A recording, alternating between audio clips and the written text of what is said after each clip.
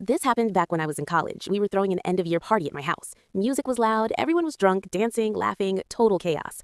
At some point, I suddenly felt like I was going to throw up. The problem was that both bathrooms were occupied, so as a last option, I ran outside and threw up in the bushes. When I finished and looked up, I noticed something strange.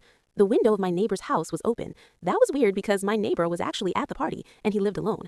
Out of curiosity, I walked closer and looked through the window.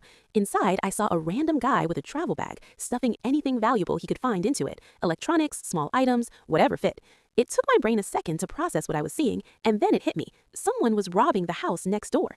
I ran back upstairs and yelled that there was a burglar. A few girls immediately called the police, but for the guys, it was already game over. Some grabbed brooms, one guy even grabbed a full roll of duct tape, and a group of drunk guys ran straight into the neighbor's yard. The burglar saw them coming and panicked. He tried to escape through the same window, but it was too late. The guys tackled him to the ground and hit him a few times with the brooms. He didn't fight back at all. He just lay there, completely terrified.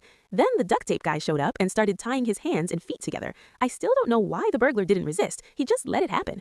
Someone brought out a giant trash bag and somehow they managed to fit his entire body inside it, leaving only his head sticking out. Then they wrapped him up with the entire roll of duct tape. He looked like a human caterpillar.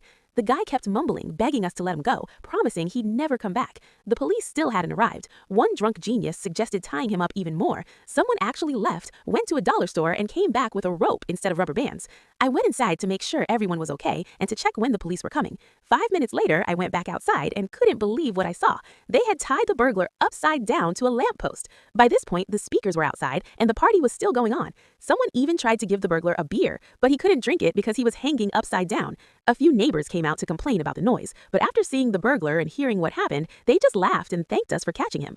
When the police finally arrived, they tried very hard to look serious, but we could see them holding back smiles. Turns out they had been looking for this guy for a while. They weren't angry with us since no one really hurt him, and we were all around 18. The best part? They took him down, put him straight into the police car, still wrapped up like a human caterpillar, and drove away. Definitely the most unforgettable college party ever.